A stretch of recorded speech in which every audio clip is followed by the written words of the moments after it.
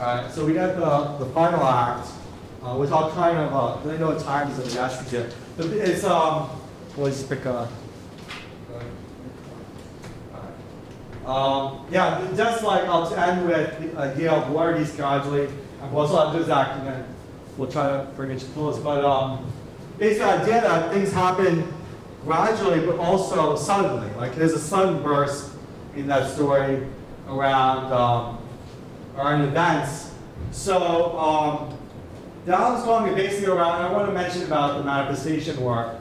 The island's calling is about, like, I was in 2018, I was mentioning some of my experiences to a friend of mine, and like relationally, and he was like, you know, he took a moment to be like, you know, why did you manifest this in your life? And at that moment, it felt a little aggressive, like it felt a little like kind of in your face around like why did I manifest that? Like these things happened to me. And I didn't want to accept that. But then later on, I began to get more deeper into the philosophical nerd in me got activated. I began to investigate and began to look up things and read a lot about manifestation work. You know, I started to show off being the son of my father, but my mother too. We get very deep with conversations around philosophical discussions around karmic law and around what does that mean, theory, how does that apply to the reality. And then I want to return to, tie this back to 1998. This is after post-Felicity. So the way I place this meeting is after Felicity aired in September 29th, 1998. I met with Andy. He'd been talking about doing a screenplay idea for some time.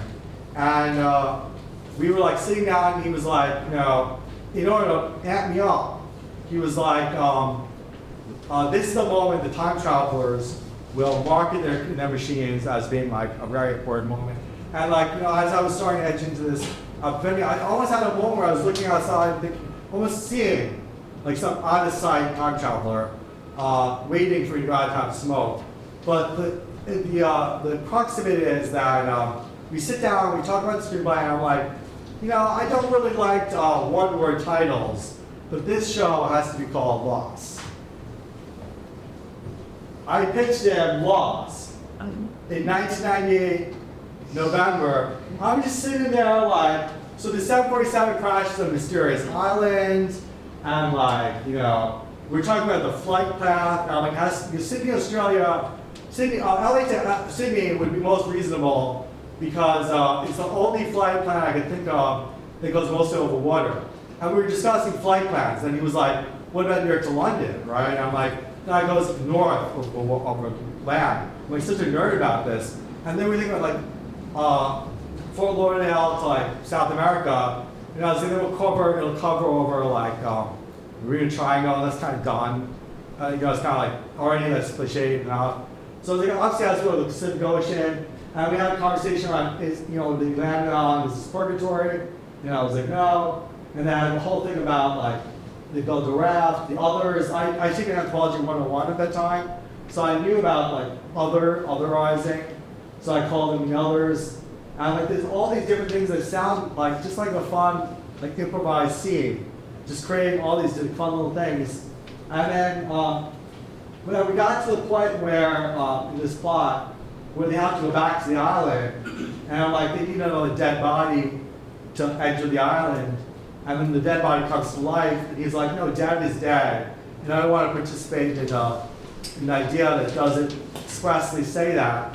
So I disagreed. I said, you know, I think, you know, it's okay for him to resurrect, his character to resurrect, because they're dead is dead. I was like, all right, you know, the fix I created was that there's this cosmic being, is that the smoke monster was basically like cosmic being, that there was a morphing. I didn't buy that, but I still just put a bit in it and figured it out later. And then I was like, you know what, at the end of the show, they should have some kind of thing with purgatory, you know, and like, that would be like a bookend to like the whole castaways' lives. We see them from birth to death. And it makes sense to me, and like, pretty much, you can go to what Lost actually is created.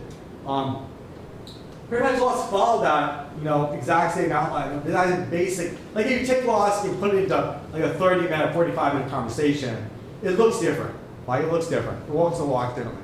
You're probably asking, like, you know, why didn't I say something in like 2004, 2005? And I'll tell you quickly, you know, I was alerted to the show in 2004. My friend Alan called me and was like, you gotta watch the show Lost. And at that time, I knew I had the idea. So I was like, oh, you know, it's a very similar concept to the guy I was working on. And he's like, oh, whatever, you know, let's watch the show. It's ABC, let go. Here you are, tooting your own horn about, like, you came up with some idea, like, similar to that. And then I was like, all right, I'll watch the show. So I watched the show pretty much straight. And then at the end, I'm like, what's my game plan here? Like, just like, spoil the whole show or something? And like, because I could have. But I think like at that moment, I had a little bit of a transpersonal moment there, where I pretty much saw like a vision of saying like, you have to wait, you have to like forget for now. And that voice and that presence, that knowing, told me that it would return to me. It would tell me when I needed to speak up. So like in a moment, I just got it all. Like I basically dissociated and forgot like that I had the idea. And then in 2016, I was looking over to prepare my first self-published poetry book. And it's like, you know, what ideas have I had in the past? And I remembered it. And then I began to fact check it in a sense. I began to vet it through my system. Like, is this real? Like, is this a dream or is this, you know, what is this? So I began to like cycle it through my system since 2016. And then 2019, that voice or that presence appeared to me. And I remembered I said the phrase, the voice in 2005 was like, you're going to do something where you show them how it's done, right? You're going to show them how it's done, son, right? Show them how it's done, son, is the phrase that came to me. And then 2019, like I thought again, like the voice came to me and said, your time is going to come. You have a chance to basically express this, and it's going to be a bit of a training for you. And he said, show them how it's done, son, right? And then repeat that phrase. And then I posted on Facebook that I was looking for a director for this show. And Catherine Dunn was the first person who responded. And I got the joke there. Like, it's subtle. I think God has a very subtle sense of humor. You know, like sometimes it's plays on words, which you don't always get. But you have to trust, like when there's an inflection or some kind of, you know, thing there, you'll get it sometime. And Dunson is the name of original podcast. D-U-N-S-U-N. You know, as opposed to D-O-N-E-S-O-N. So I was like, oh, you know, when she responded and we started to reach out, I was like, this is Kismet. This is what meant to happen. So, yeah, I was some special thanks. You know, like, it was all quick around the time that, you know, I created the show. It was all just how we're relating to what happened. So.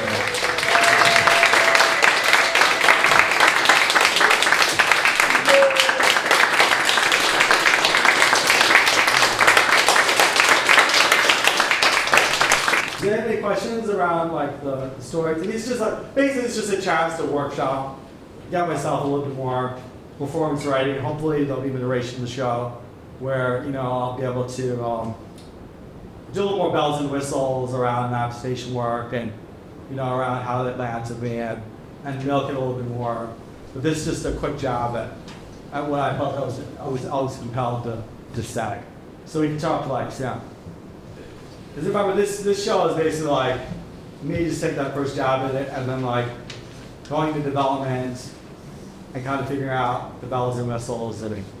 So thank you so much for your support, Doug. Anyone else? Yeah. How long did it take you to write it all? Well, you know, I spent 6 weeks in this show's preparation.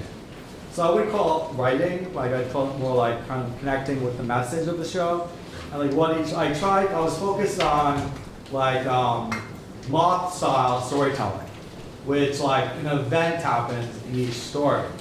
So if you're tracking like the first event about scalping ticket, second event is like the man off between me and the poli-sci teacher.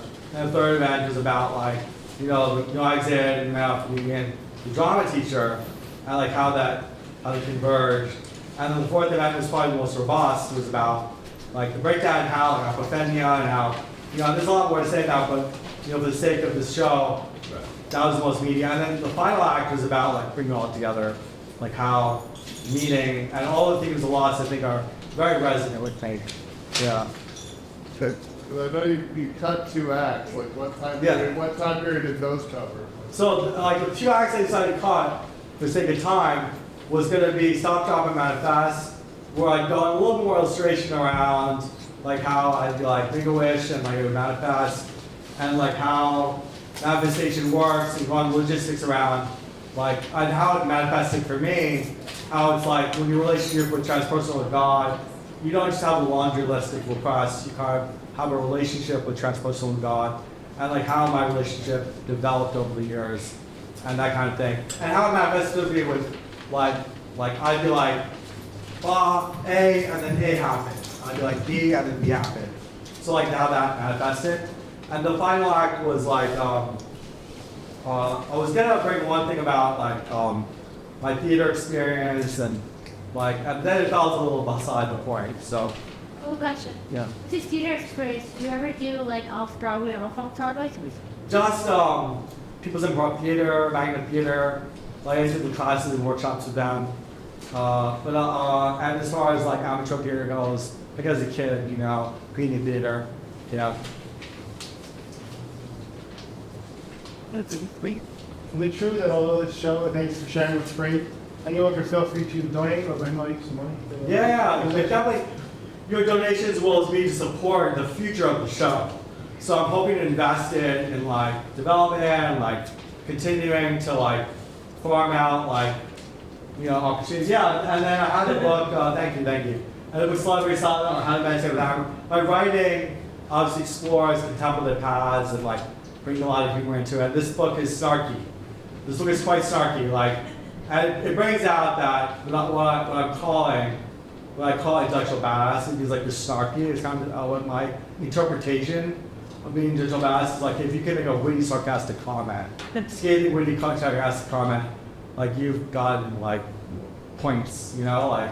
So this book is quite just one big, witty, sarcastic comment about like real people, not like true, but like imagine meditative lives, meditative moments in celebrity lives. So yeah.